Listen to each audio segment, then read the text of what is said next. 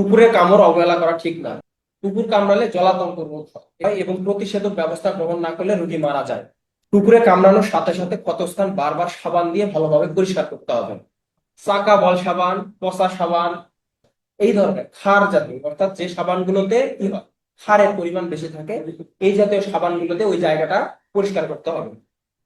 তারপর হচ্ছে ক্ষতস্থানে antiseptic lotion লাগিয়ে পরে মার্কিউরোক্রোম লাগাতে হয় এবং অথবা কার্বলিক অ্যাসিড দিয়ে পুড়িয়ে দিতে হয়। সাধারণত এই জিনিসগুলো আমাদের হাতের নাগালের বাইরে। মার্কিউরোক্রোম ক্রিম যেটা, সেটা আপনারা চাইলে লাগাতে পারেন, দোকানে পাওয়া যায়, বাজারে পাওয়া যায়, এটা আপনারা চাইলে লাগাতে পারেন। তবে কার্বলিক অ্যাসিড সব জায়গায় যায় না।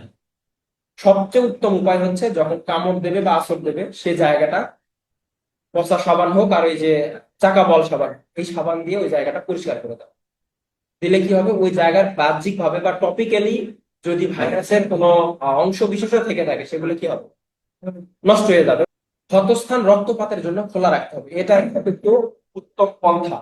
যে কুকুরে কামড় দিয়েছে, বিড়ালে আঁচড় দিয়েছে, ইঁদুরে হয়তো আঁচড় দিয়েছে বা কামড় দিয়েছে, তো আপনি কি করলেন, হাতের কাছে গামছা পেয়েছেন, গামছাতে ইচ্ছা মতো টাইট করে বেঁধে দিয়েছেন। আমি দেখেছি এটা। কি হয়েছে, কেটে গেছে? না, কেটে যায়নি। কি করছে, কুকুরে কামড় দিছে। তো কুকুরে কামড় দিছে, আপনি বেঁধে দিয়েছেন কেন? রক্ত বের হচ্ছে যে। কুকুরে কামড় দিলে কি আসলেই খুব বেশি পরিমাণে রক্ত বের হয়? খুব বেশি পরিমাণে রক্ত বের হয় না, একটা সময় গিয়ে রক্ত কি হয়, বন্ধ হয়ে যায়। এটাই হচ্ছে বিষয়, যে কুকুরে কামড় দিলে কখন নয়, বেঁধে দেওয়া যাবে না।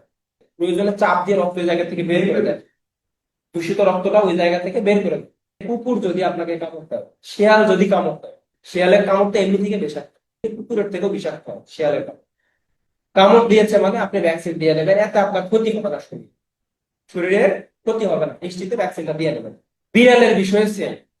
একটা বিড়াল আপনার বাড়িতে আপনি মানে লালন পালন করেন, এটা আছে যে অনেকে আছে বাচ্চার মতো লালন, হ্যাঁ, বিছানায় নিয়ে ঘুমায়, একটা সময় গিয়ে তো ভুলবশত সে আঁচড় দিয়ে ফেলছে। যতটুকু সম্ভব ভ্যাকসিন গুলো কমপ্লিট করে দিলে, বিড়াল আঁচড় দিলে অনেকে কনফিউশনে ভোগে। কি কনফিউশনে ভোগে? কনফিউশনটা হচ্ছে এটাই যে আঁচড় দিয়েছে, ব্লাডই বের হয়, রক্ত বের হয়, একটু ছিলে গেছে, চামড়া উঠে গেছে, মনে হচ্ছে হালকা একটু ল্যাসারেটেড হয়ে গেছে। তো এই ধরনের পেশেন্ট কি করব? আপনার মনের মধ্যে যদি সন্দেহ জাগে যে এই ধরনের পেশেন্টকে আসলে ভ্যাকসিন দেওয়া দরকার, তবে সিভিয়ারলি বা খুবই গুরুতর ভাবে যদি ব্লিডিং হয়, রক্তক্ষরণ হয়, এটাকে দিতেই হবে। এই ধরনের পেশেন্টকে ভ্যাকসিন দিতে হবে। কিন্তু হ্যাঁ, কিছু কিছু বিড়াল আছে ছোট, বাচ্চা বিড়াল, হয়তো হাতে পায়ের যে লোক সেটাই হয়তো বা ঠিকভাবে ইয়ে হয়নি, কিন্তু দেখা যাচ্ছে হালকা একটু ল্যাসারেটেড হয়েছে। সেই ক্ষেত্রে যদি মনে হয় যে না, ব্লিডিং হয়নি বা রক্তক্ষরণও হয়নি, খুব বেশি আঁচড়ের গভীরতাও বেশি না, সেই ক্ষেত্রে আপনি চাইলে না দিতে পারেন, তবে দেওয়া উত্তম। যাই হোক, কনফিউশন কিন্তু ক্লিয়ার করে দিলাম। ভ্যাকসিনের বিষয়টা আসলে কি? ভ্যাকসিন হচ্ছে ইনজেকশন র্যাবি ভ্যাক্স, ভ্যাকসিনটার নাম হচ্ছে র্যাবিস ভ্যাকসিন। এখন এই যে র্যাবি ভ্যাক্স বা র্যাবিস ভ্যাকসিন দুইটা ভাবে দেওয়া হয়। কিভাবে? একটা দেওয়া হয় মাংসপেশি। যদি কোনো পেশেন্টকে মাংসপেশিতে ইনজেকশনটা দেন বা ভ্যাকসিনটা দেন, তাহলে 5টা ভ্যাকসিনই মাংসপেশিতে দিতে হবে। এখন নতুন তথ্য অনুযায়ী 4টা দেওয়া হয়। কোথায় দেওয়া হয়? এখন আর মাংসপেশিতে দেওয়া হয় না, চামড়ার নিচে দেওয়া হয়। তাহলে দুইটা ভাবে দেওয়া যায়, একটা হচ্ছে মাংসপেশিতে, সেক্ষেত্রে 5টা ভ্যাকসিন। আরেকটা কি চামড়ার নিচে, সেটা হচ্ছে 4টা ভ্যাকসিন। একই ভ্যাকসিনই, শুধু দিনের পার্থক্য। মাংসপেশির র্যাবিস ভ্যাকসিনটা হচ্ছে 5টা: 0তম দিন, 3 দিন, 7 দিন, 14 দিন, 28 দিন।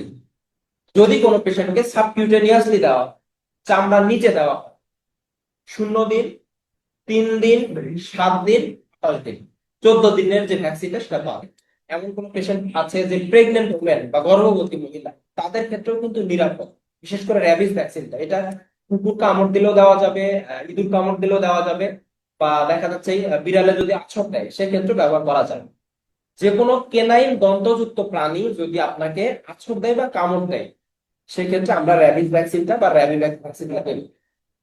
3 দিন হয়ে যাচ্ছে, আছর দিয়েছে, তো আমি তো ভ্যাকসিন নেইনি, এখন কি করব? আসলে তখন তো ব্যথা করেনি বা জ্বালা পোড়াও হয়নি, এখন একটু ব্যথা করছে, জ্বালা পোড়া করছে, হাত নাড়াতে পারছি না বা পা নাড়াতে পারছি না। তো এই কথা যখন আমাকে বলবেন, বলার আগে ভ্যাকসিন নিয়ে নেবেন, যত দ্রুত সম্ভব পারা যায়। এটা এমন কোনো নির্দিষ্ট ইয়ে নাই যে নেওয়া যাবে না। আরো একটা কনফিউশনের বিষয় আছে, আমি প্রথম দিন ভ্যাকসিন নিলাম টাইম টু টাইম, দ্বিতীয় দিন নিলাম, ঠিক তৃতীয় দিন গিয়ে দেখা যাচ্ছে যে মনে নাই, তারপর কি হবে? যদি কোনো ভ্যাকসিন বাদ পড়ে যায়, নির্ভয়ে নির্দ্বিধায় যেদিনই সময় হোক ওই ভ্যাকসিনটা নিয়ে নেবেন, এবং ওই ভ্যাকসিন থেকে পরের যে ডেট আছে সেই অনুযায়ী ভ্যাকসিন নিয়ে নেবেন। তার মানে ধরেন এখানে বলা হচ্ছে প্রথম ডোজের 2 দিন পরে 3তম দিনে গিয়ে 2 নাম্বার ভ্যাকসিনটা নিতে হবে। কোনো কারণে 2 নাম্বার ভ্যাকসিনটা আপনি 2 দিন পরে বা 3তম দিনে নিতে পারেননি, 5 দিন হয়ে যাচ্ছে, 5তম দিনে ওই 3 নাম্বার 2 নাম্বার ভ্যাকসিনটা নিলেন, নিয়ে ওই যে 5 দিন, 5 দিন থেকে হিসাব করবেন, ওই দিন যেদিন ভ্যাকসিন নিয়েছেন ওই দিন থেকে 14 দিন হিসাব করবেন। কথা বুঝতে পারছেন? ওই দিন থেকে 14 দিন, লাস্ট ডোজের পরের থেকে তারপরে হিসাবটা হবে।